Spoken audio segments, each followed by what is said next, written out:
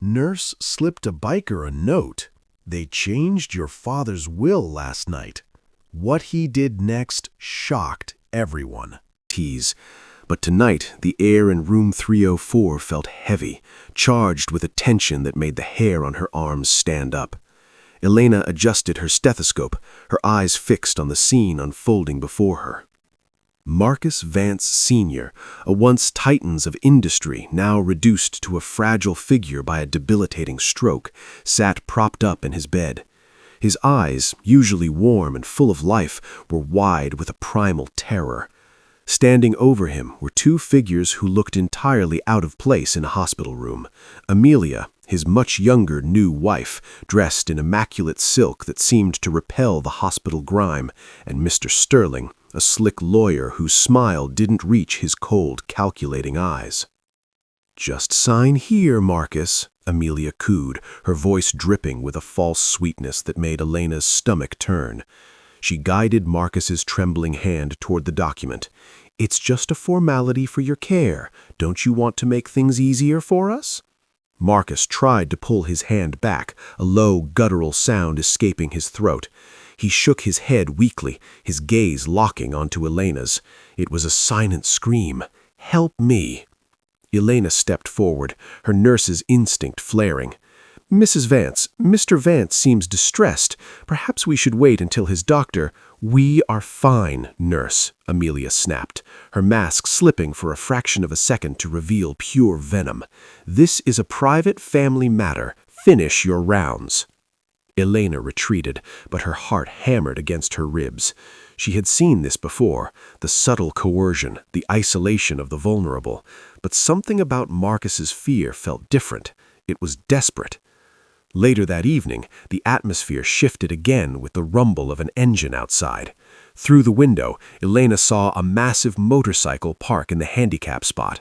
A moment later, the doors swung open, and in walked Marcus Vance Jr., known to everyone as Wreck. He was a towering man covered in leather and tattoos, his presence intimidating to most. Amelia hated him, often calling him a thug and barring him from visiting, but today she was conveniently absent. When Wreck entered the room, the transformation in Marcus Sr. was instantaneous. The terror vanished, replaced by a profound relief. Wreck gently took his father's hand, his rough, calloused fingers contrasting with the elder's frail skin. "Hey, Pop," he whispered, his voice surprisingly soft. "I'm here. You're safe." Elena watched from the doorway, noting how the old man's breathing slowed just by his son's presence. But as she turned to leave to check on other patients, she froze. In the hallway, voices drifted from the supply closet where Amelia and a man Elena recognized as her brother Julian were hiding. "The transfer papers are ready," Julian hissed. "Once we move him to that private facility in the countryside, no one will find him, not even the biker. By then, the new will is probated and everything is ours. That brute gets nothing." "And if he fights it?" asked Amelia. "He won't have time. We move him tomorrow at dawn." Elena's blood ran cold. They weren't just stealing an inheritance. They were planning to erase a man, to isolate him until he died alone and forgotten. She looked down the hall toward room 304, where Wreck was singing a quiet lullaby to his father. She thought of her own career, her clean record, the risk of interfering in legal family matters. If she was wrong, she could lose her license. If she was right, doing nothing meant condemning an innocent man to a living hell.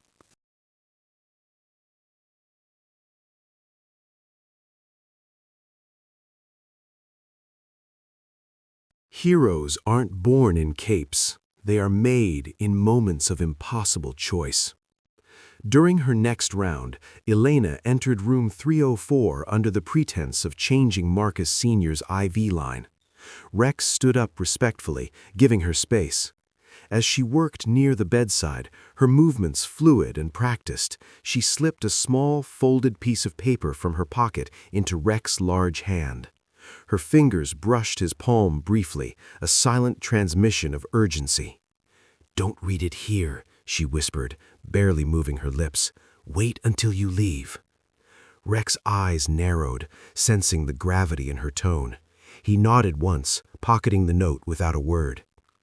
10 minutes later, in the privacy of the hospital parking lot, under the flickering street lamp, Rec unfolded the note.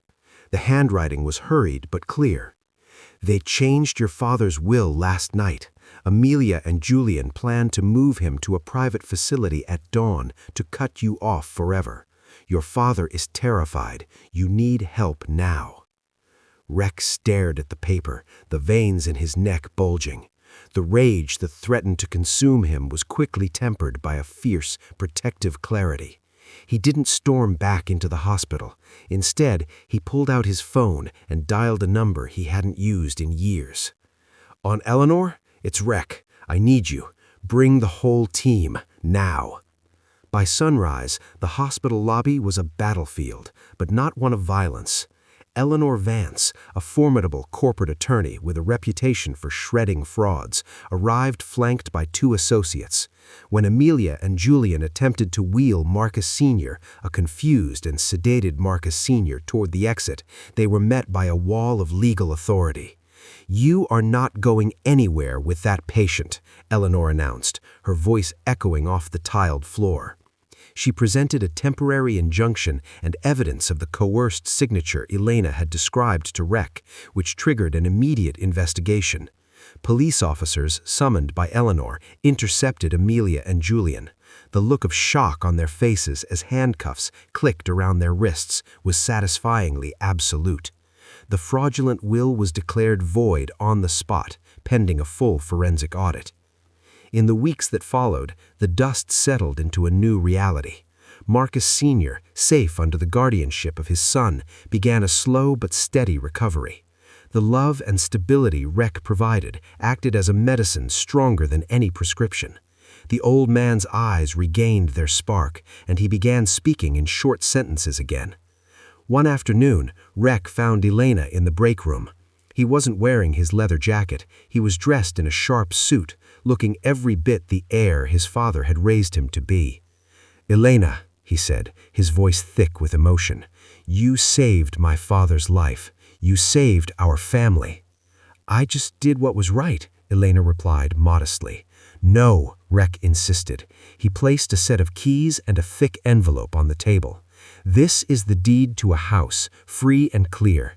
And this," he tapped the envelope, "is enough to cover your law school tuition and living expenses for the next 3 years. You told me once you dreamed of being an advocate for the elderly. It's time you became one."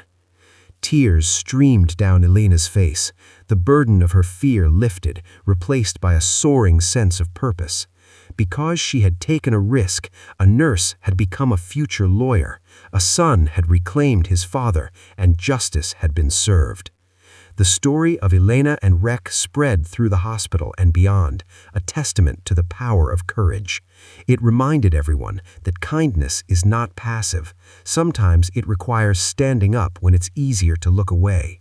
Heroes come in many forms. Some wear badges, some wear scrubs, and some wear leather jackets.